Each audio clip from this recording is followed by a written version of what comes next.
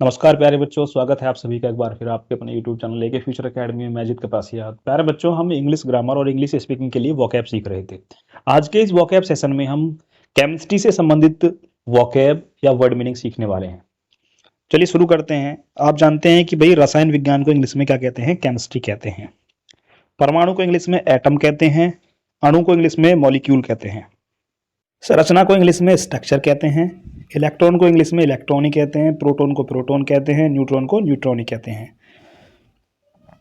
नाभिक को इंग्लिश में न्यूक्लियस कहते हैं। समस्थानिक को इंग्लिश में आइसोटोप और संभारी को इंग्लिश में आइसोबार कहते हैं। रेडियो धर्मिता को इंग्लिश में रेडियो एक्टिविटी कहते हैं।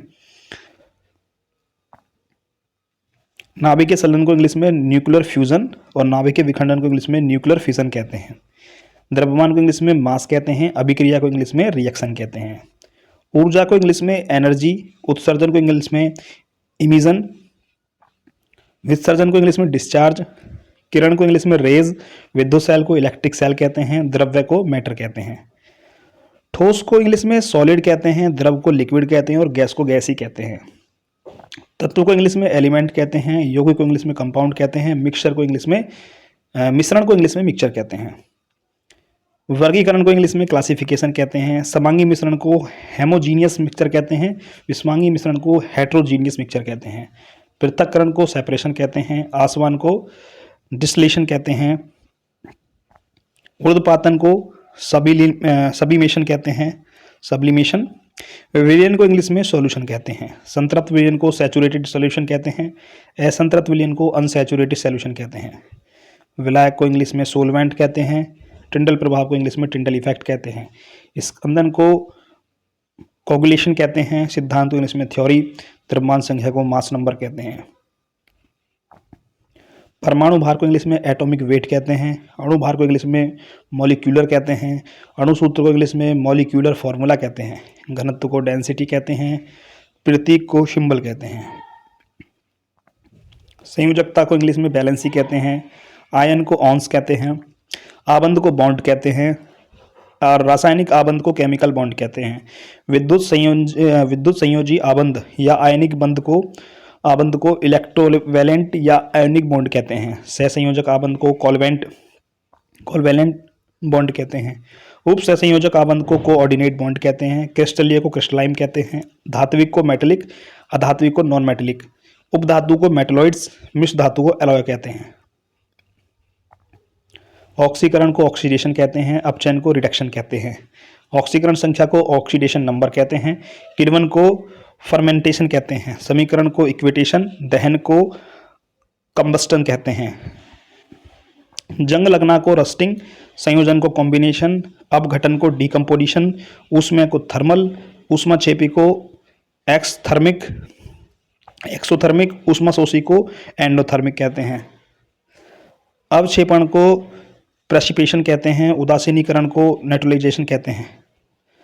उत्प्रेरक को कैटलिस्ट कहते हैं और उत्प्रेरण, ये उत्प्रेरक था और ये उत्प्रेरक है, इसको कैटलिस्ट कहते हैं। संक्षारण को कोरिजन, गैल्वेनीकरण को गैल्वनाइजेशन, विकरगंधिता को रेंसाइडिटी। अम्ल को एसिड कहते हैं। क्षार को बेस कहते हैं। लवण को सॉल्ट कहते हैं। दुर्लभ को वीक कहते हैं। प्रबल को स्ट्रॉन्ग कहते हैं। कोयला को कॉल कहते हैं। लकड़ी का कोयला चारकोल कहलाता है। लकड़ी और हड्डी का जो कोयला होता है उसे चारकोल कहते हैं। अक्रिय गैस को इनर्ट गैस या नोबल गैस कहते हैं। इसको मैं लिखना भूल गया तो लिख लेना, नोबल गैस क्या होती है? नोबल गैस या इनर्ट गैस भी कहते हैं। क्या कहते हैं? इनर्ट गैस भी कह देते हैं। INERT, inert gas. Inert gas या नोबल गैस का मतलब क्या होता है? अक्रिय गैस। आवर्त सारणी को पीरियोडिक टेबल कहते हैं। धातु को मेटल्स, प्रगलन को सेल्टिंग, सोना को गोल्ड, चांदी को सिल्वर, तांबा को कॉपर। पीतल को ब्रास कहते हैं। जस्ता को जिंक कहते हैं। कांसे को ब्रॉन्ज कहते हैं। अपरूप को एलोट्रोप्स कहते हैं। जल को वाटर कहते हैं। मृदु जल को सॉफ्ट वाटर, कठोर जल को हार्ड वाटर, भारी जल को हैवी वाटर। तान्यता को मेलाबाइलिटी, भंगुरता को ड्यूकोटाइलिटी, कठोरता को हार्डनेस, कार्बनिक को ऑर्गेनिक, अकार्बनिक को इनऑर्गेनिक।